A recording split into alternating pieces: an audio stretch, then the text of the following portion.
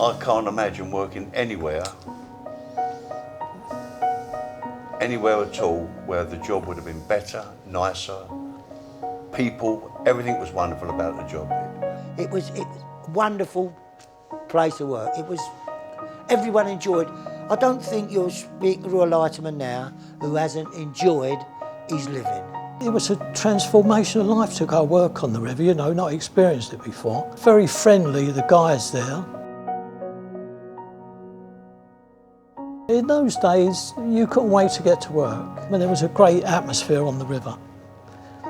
One of the most exciting, interesting jobs you could have. The friendship that we made with each other was good. Every day was okay. You never earned a lot of money, but you just had a right laugh, and you was never skint and you was never hungry. Everyone had money in their pocket because there was plenty of work, you know, and at the east end of London were the best tippers for cabs. And also they were mostly short walks because kids would go from one sort of pub to another, you know, what were busy pubs in those days. They were happy days. I never ever have had a Monday morning feeling. I went to work, never ever blew out. If I'd like a drink, I'd sit in the chair all night rather than be late the next morning. I don't ever remember waking up in the morning and saying, oh, I don't want to go to work today, think of something to keep me. Never up and go to work. Been to work with a broken arm, legs plastered up, anything to get out and go to work because you never got paid anyway if you were sick. But you never went sick. No. I've gone to work with busted ribs, everything, sprained ankles.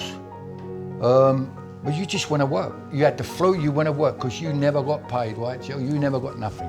And it was an environment which you enjoyed. You never knew who you was going to be with, and sometimes you laughed all day.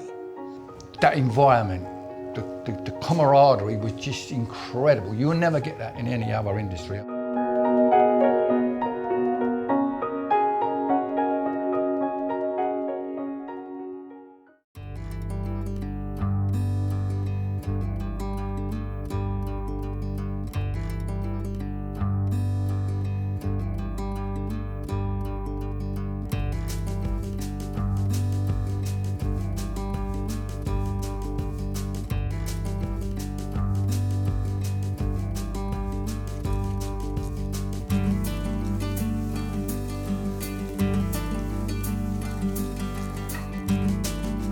The difference between waterman and lighterman: watermen carry people on the river, lightermen carry and load cargo. Not physically loaded, we tell the dockers we're loaded, but we're in charge of the operation, we're loading barges. And you try and keep barges as stable as possible because you've got sheets on them, it's like a lorry. You put your sheets on the back and then gradually go up so the rain, it's got to run up so the cargo doesn't get wet. The apprenticeship was hard at first, but only because you was a saveloy, or a boy. Well, I got apprenticed when I was 15 at the age of, in 1955. That apprenticeship I spent as a boy on a tug, which is usual for big companies. The youngest goes to work on the tug, making tea for the lighterman and tea for the captain, keeping the tug clean. They drank gallons of tea, the old skippers, I don't know why. It kept them away from the booze, I suppose. It was good fun. It was good fun, good education. You spent your first 2 years trying to learn enough of the river, and you had to learn all the points, the reaches, the wharves, certain wharves. You had to do your driving, that's where you get your sweeps, and do your driving with the barge.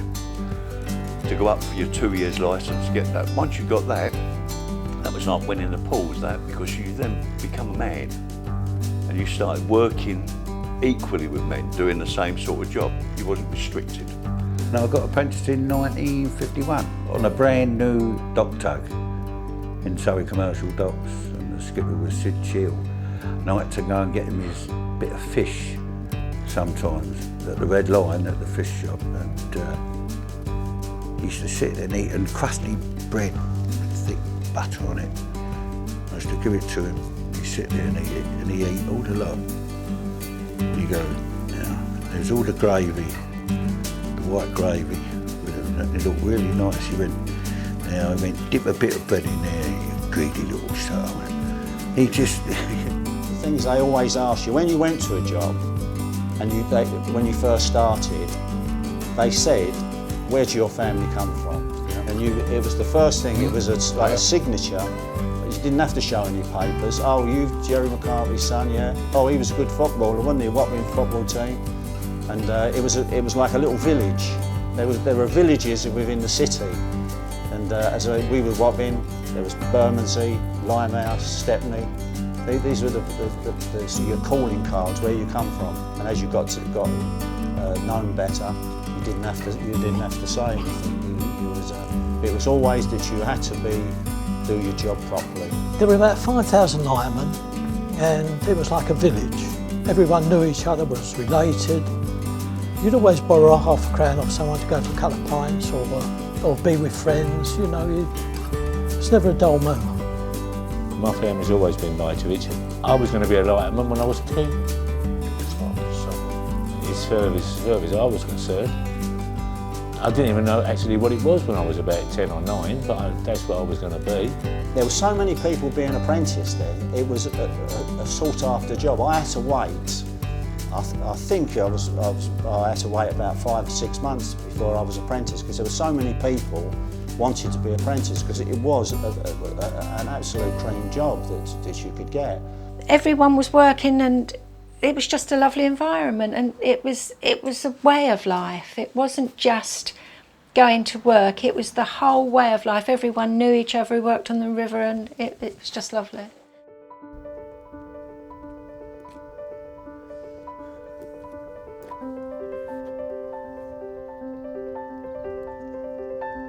Hello Alan, how are you mate? Bobby Clements. Listen Al, do you want to tie bars down with me? From Brentford. When was the last time you brought one down from Brentford, Al? This will be your last chance. You want to do it or not? I'm doing it, yeah, of course I'll fucking have. What do you think I am? All we got to do is go to Brentford Dock, get a boulder, Nico's towing her down, and we just put a tow up in her and we come down with her. Alright, I'll pick you up in the morning. Take care. Bye bye bye.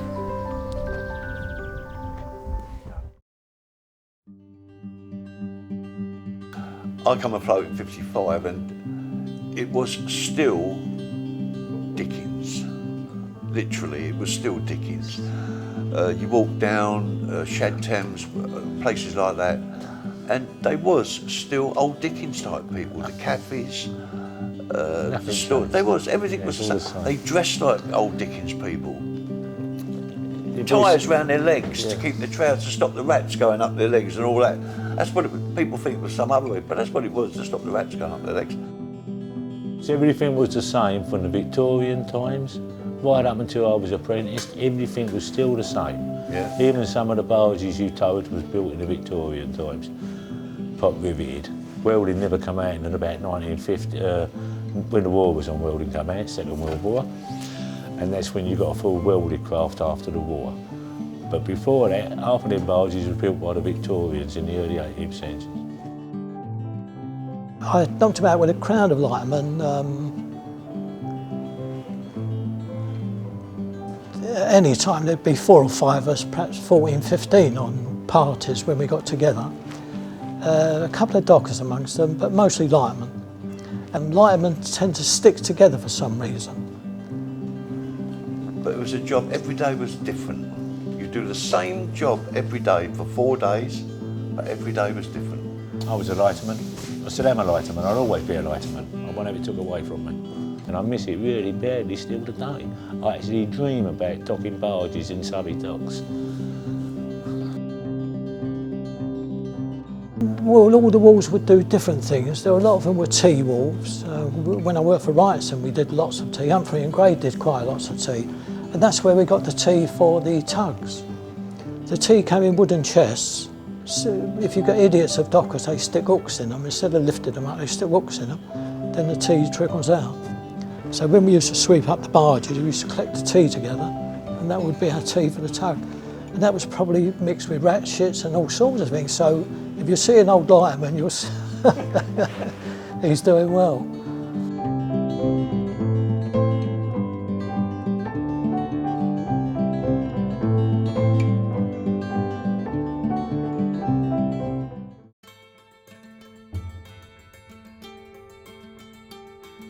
Bye, darling. Bye.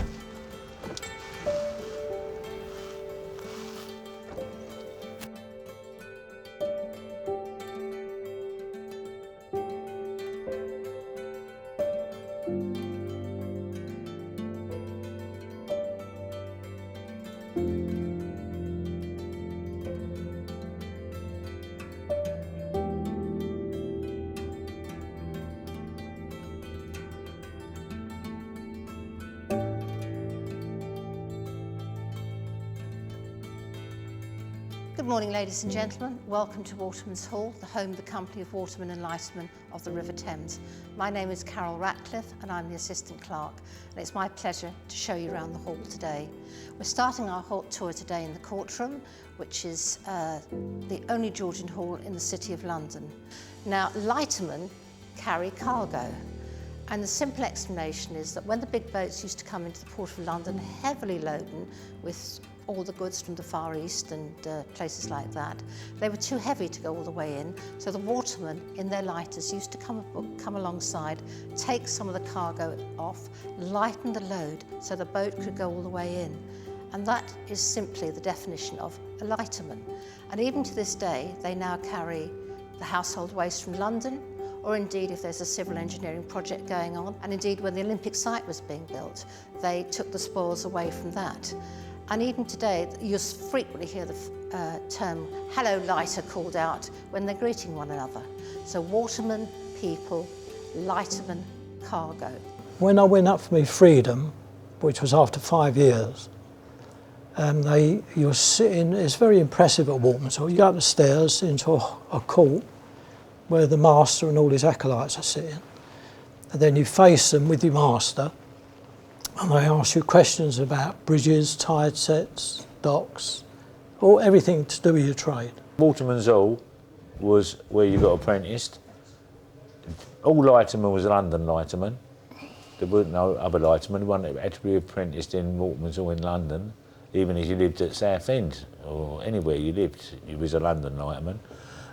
And you had your date that you had to go, and your master took you to the Waterman's Hall, and you waited downstairs, and then they called you upstairs. But in Waterman's Hall, there's a spiral staircase, and you had to go up to this spiral staircase, and they used to have a man they called the Beadle, and he had this robe, and it was all order, and once again he was ordering you to do this and ordering you to, right, call your name, and it used to echo down this well of the this spiral staircase, and you used to have to wait up on the top. There's a little balcony on the top, and then they used to open this big door which opened up into this grand room with paintings and lovely big chairs, and they're all sitting on the bench looking at you. And once again, your knees were shaking with nerves. It's after 2 years, you used to go up for your twos. They used to give you an oral test about whether your knowledge of the river. And they used to sit on the bar along the bench there, and everybody used to ask you questions. Which is a bit off-putting, you know, when you... Oh no, we were young freemen at 20, 21, and we'd done a lot of work, had a lot of experience. We should have been much more confident than we were. But I suppose it's like any test, if you get a bit bodily, don't you? Good morning, Mr. Toulson. Morning. What have you come here for? Freedom. Is that all? Every licence. What licences? Apprentice licence and freedom of river. You mean the lightman's licence, Yeah. the waterman's licence, and your freedom? Yeah. And if I ask Mr. Sergeant to ask you some questions, do you think you'll be able to answer them? Yeah. Good, we'll have a try. Mr. Sergeant, will you question this man? Toulson, now, can you tell the court what sound signals you know and what they mean? Well, one short blast is going to starboard. 3 short will be going astern. 4 on 1 is going round to starboard. 4 on 2 is to port, going round to port. 1 long and 3 short is to have your signal. Overtaking? I'm not so sure on that. I think it's short and long, isn't it? 3 short ones and 1 long, isn't it? Now, supposing you had to moor a barge at Convoy's Wharf, Deptford, what would you allow for? 20 foot of slack drop. So that you allow plenty of slack for your boat, I see. Master, I'm satisfied with this boy. I think, Master, that he should do some swatting. Always remember going up to get me 2 years licences. The first one to go in there was a fella called Roy O'Nions, Roy Onions. He went in there and he got put back. And he was all full of trepidation. Then they went, no, go back, you've got to learn again, you know. But fortunately I went in and they asked me and they told me to shut up and finish because I kept on and on and on.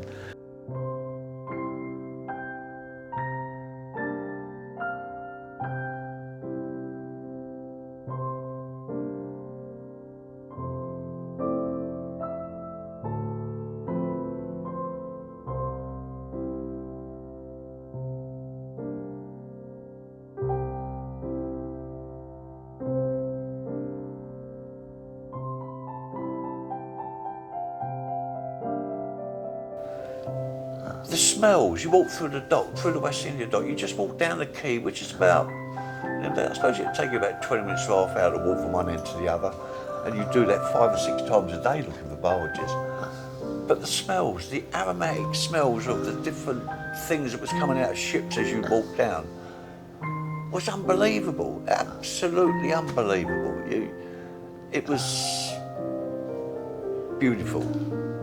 But you didn't appreciate it because you didn't know any Took different. it all for granted. You took it for granted. You didn't know. I mean, me smelling, sulphur, a sulphur barge. You had to be a bit careful with sulphur because if the crane come over and it hit the side and it set a spark up, it would set the blue flash over the sulphur. It would explode. It wouldn't burn off. So when you see a sulphur barge being loaded, you just give it a wide berth, walk around it a little bit. Or skins. They used to import skins and they store them at the end of the quay, and if the wind was in the wrong direction, they'd be wet. He's right in what he's saying, They would smell. But there was the smell. You say, oh, skins down there, they're loading skins. You know. He's right in what he's saying. St Catherine's Dock, near Tower Bridge, he'd done lots of spices, like curry powders and things, and it was actually over the hundreds of years that he had been doing these spices in bags in the docks, you could actually smell the curry in the brickwork. It's funny because there would be all different smells, and you never ever knew what they were, but you knew you could smell different smells, especially when you was up in that area when they was unloading. And yeah, there were lots of different spices and things like that, which you don't get now. But there was lots of different smells, and especially when you'd go up to Surrey Docks, and when the boats used to come in there. And it's really strange, but when you're a child, you don't notice that there's different smells. But when you think about it, there were so many different smells. But lovely, yeah. Well, the larder was run as guarded as Tooley Street because opposite the tower, every wharf would have ships in. Perhaps some of them laying too deep. At Mark Brand's Wharf, which is nearest to Tower Bridge, you had Polish ships coming in, fetching bacon, chairs, tables, all Polish goods. Next door to that was another wharf which did frozen goods. And then you come further up towards London Bridge and you've got Danish ships coming in, fetching over butter, meat products. Along from there was mostly cold stores. Underneath London Bridge to Hibernia Wharf on the left, they were all cold stores where they did the frozen legs of lamb, beef, anything that was frozen, deep frozen, had to be kept chilled. Everything came into the Port of London, everything.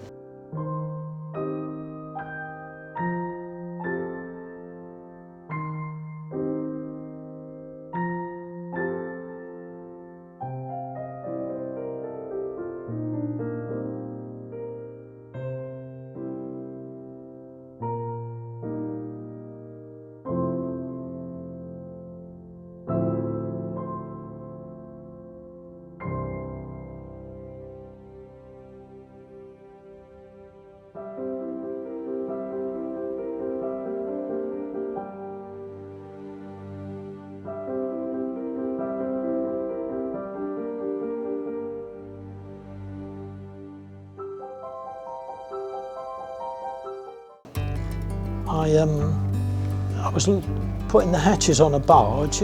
If you can imagine the coaming, the top of the barge is shaped like that with a beam across it, and these hatches lay across and lock into a little upright.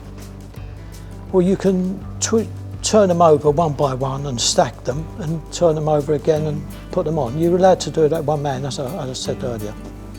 I went to push and there was a nail or something sticking out. Once I pushed it, I fell back, and fortunately I wasn't on the quay side. I was on the quay side, but not on that side. I was on the water side. I just fell in, and there was no tide or anything, and managed to get myself out. I was about 17 and a half, and I was with my brother John. We'd soaked down from the upper pool, got to Folly House, and I fell overboard. And I went under 6 barges, and the tug that was tying us was a steam tug. So the skipper would ring to the driver down below, and he could only operate, it was nothing automatic. So he said, I mean, I don't know this, this is what my brother told me afterwards. They said, man overboard.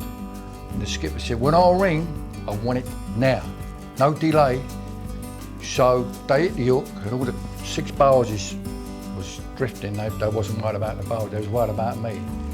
And luckily, I really thought that was the end of it for me. I was only a kid then. I popped up underneath, and I could see the relief of my brother Johnny now, even now. I think, oh, he's like, I'm all right, but I wasn't. They still got to get me out. And as the tug was coming towards me, when it goes astern, you've got the wash of the tug. So it looks like now I'm going to get drawn under there. And they stuck an hitcher, which is a pole with an hook. Must be, what, 20 foot long? Yeah. Get hold of that. And they pulled me in, and I don't know, I've got dry clothes. You get clothes from somewhere, then sit down in the cabin. And I went home, and I never thought nothing of it. Oh, you got to go to hospital? Nah, I go to hospital, like 17 and a half, you're a tough guy, you're going to go down a booze, and you tell all your mates what had happened to you. But funny enough, a month afterwards, it hit me what had happened to me, and how lucky I was to be alive. But you know, that was part of the industry. Yeah. One year we had 25 linemen drowned in 1 year.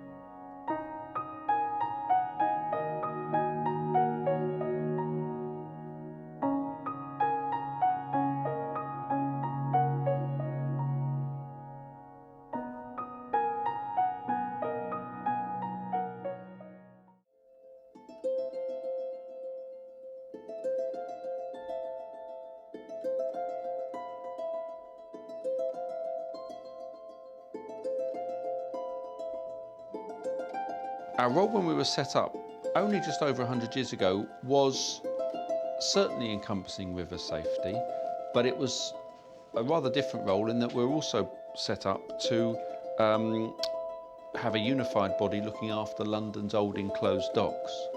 So a crash history course, there'd been an enormous expansion of enclosed docks for cargo handling in Victorian times.